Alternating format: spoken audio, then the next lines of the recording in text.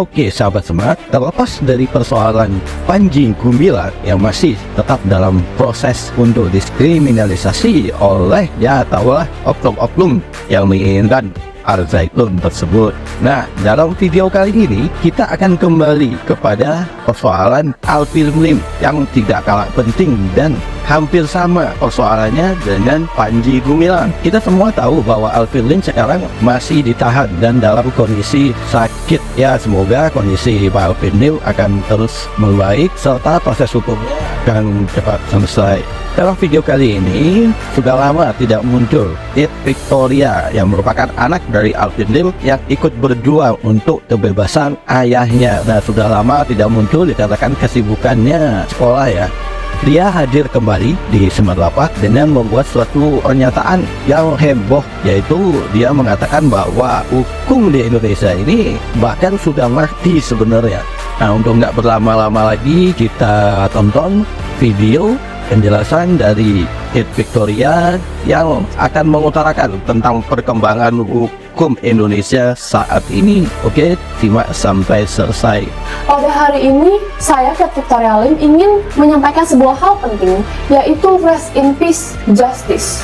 Artinya adalah matinya keadilan. Melihat kenyataan yang terjadi di Indonesia, menimbulkan rasa sedih dan miris di hati saya. Jangan lupa like, share, subscribe Smart Lapak.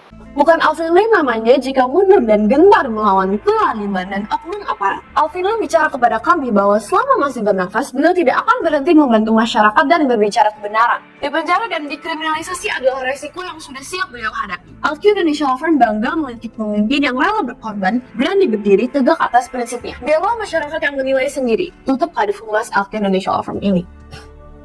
Bagi yang belum tahu, Alvin Lim adalah seorang pengacara vokal dan berani. Beliau adalah ayah saya yang saya banggakan. Beliau ditahan karena dituduhkan ikut serta memberikan alamatnya untuk membuat KTP palsu untuk kliennya agar bisa mengklaim 6 juta rupiah. Beliau divonis 4,5 tahun, jauh lebih tinggi dari pelaku utama yang divonis 2,5 tahun. Mari kita bandingkan perlakuan Alvin Lim dengan Ferdy Sambo dan Putri Chandrawati, istri Ferdy Sambo, yang barusan mendapatkan diskon dalam vonis MA. Sebelumnya Ferdy Sambo dihukum mati di PN Jakarta Selatan dan di MA dibatalkan lalu dijadikan hukuman seumur hidup. Sedangkan istrinya Putri Chandrawati mendapatkan korting 50% dari 20 tahun penjara menjadi 10 tahun penjara. Saya berusaha keras memahami kebijaksanaan dan intelektual dari para wakil Tuhan di Mahkamah Agung. Alvin Lim, ayah saya yang dituduhkan memberikan alamat kliennya, padahal dia tidak tahu itu digunakan untuk membuat KTP palsu, sampai disidangkan 2 kali untuk perkara yang sama. Sedangkan Jaksa Agung Burhanuddin yang ramai di koran-koran diduga memiliki 3 KTP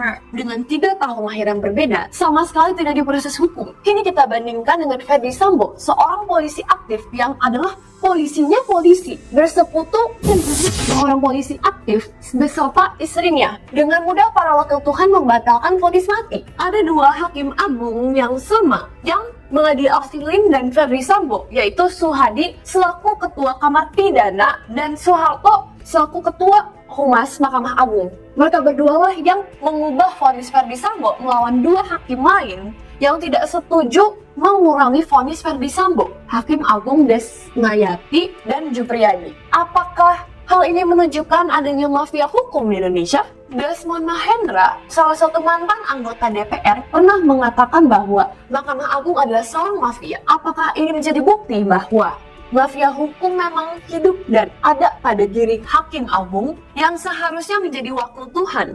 Mafia hukum yang adalah penjelmaan setan yang ada di dalam diri Hakim-Hakim Agung. Jika pernyataan Desmond benar, maka bisa disimpulkan bahwa keadilan telah mati di Indonesia. Jangankan berharap mendapatkan keadilan, ayah saya yang saat ini divonis gagal ginjal sudah stadium 5 dan sangat membutuhkan mencari donor ginjal saja. Jangankan dikeluarkan dari tahanan, untuk mendapatkan perawatan kesehatan saja dipersulit oleh para oknum aparat. Belum lama ini kondisi kesehatan ayah saya menurun dan sedang muntah-muntah dan lemas. Tidak mungkin beliau bisa mendapatkan donor ginjal dalam tahanan karena proses donor ginjal yang berbelit-belit dan rumit. 70-80% tahanan adalah pemakai narkoba. sehingga ginjal mereka dipastikan tidak cocok untuk donor. Saya awalnya berpikir untuk bersuara keras dan melawan kekejaman pemerintah dan ketidakpedulian mereka akan nyawa manusia. Tetapi melihat bagaimana pemerintah melepaskan dan menganulir penjahat seperti Ferdy Sambo, Henry Surya, dan memenjarakan para pejuang keadilan seperti ayah saya, Alvin Lim, saya berpikir untuk ikhlas, berserah kepada Tuhan dan tidak lagi meminta bantuan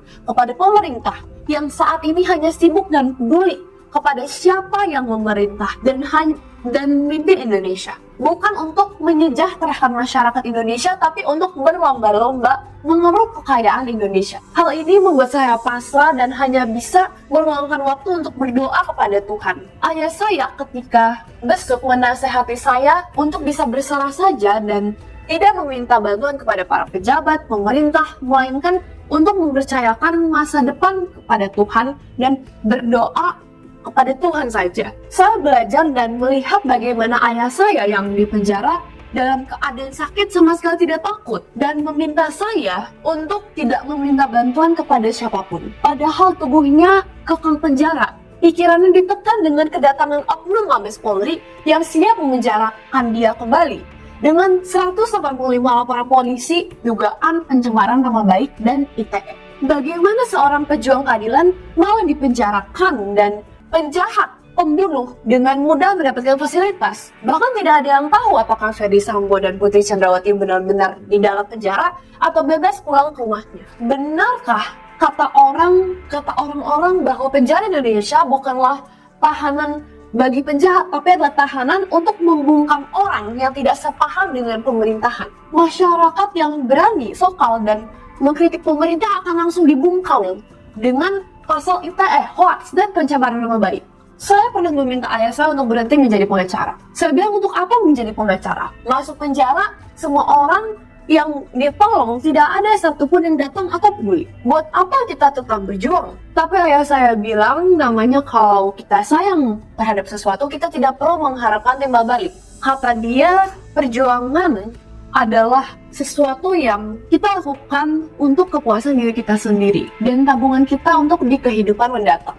Butuh lama untuk saya menunaikan perkataan ayah saya. Ayah saya berjuang bukan untuk nama dan pujian orang, tapi untuk kepuasan diri sendiri. Bahwa sudah menggunakan talentanya untuk orang lain. Terlebih ayah saya bilang bahwa kalau dari penjara, jika kesehatannya mengizinkan, beliau tetap akan melanjutkan profesinya dan tetap akan berjuang demi masyarakat dan keadilan. Tahanan dari penjara tidak akan menyusutkan semangat dan perjuangannya. Beliau berjanji akan tetap vokal dan berani membela masyarakat, terutama di pihak yang tertindas dan membutuhkan keadilan. Terkait 185 laporan polisi dugaan pencemaran nama baik ITE oleh pelapor oknum jaksa, ayah saya akan menghadapi dengan jantan.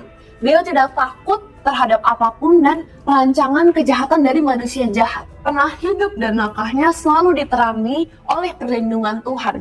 Rancangan manusia jahat untuk mensalahkan ayah saya tidak akan mampu melawan dan mengalahkan orang yang hidupnya berserah kepada Tuhan. Saya percaya itu. Pada akhirnya, walau keadilan telah mati, tapi sinar dan cahaya keadilan belum punah. Keadilan masih ada bibitnya pada pejuang seperti ayah saya yang saat ini cahayanya berusaha ditutupi. Di mana pada saatnya nanti orang akan tahu bahwa cahaya akan selalu tampak dan jelas terlihat dalam kegelapan. Saya hanya berharap ke depannya saya mampu mengikuti jejak ayah saya dan melanjutkan perjuangannya dalam menjadi pejuang keadilan. Saya tidak bisa menjaminkan keberhasilan, namun kami akan berusaha keras sebaik mungkin untuk mencapai tujuan dalam perjuangan. Terima kasih kepada semua pihak yang selama ini selalu mendoakan saya dan keluarga.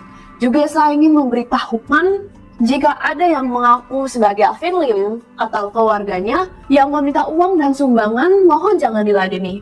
Karena saya dan keluarga tidak pernah dan tidak akan meminta uang dan sumbangan kepada orang-orang. Tuhan memberikan kami tubuh dan akal untuk bekerja dan mencari uang. Maka kami tidak akan menjadi peminta-minta dan memang itu bukan mental kami dalam kehidupan ini. Terima kasih.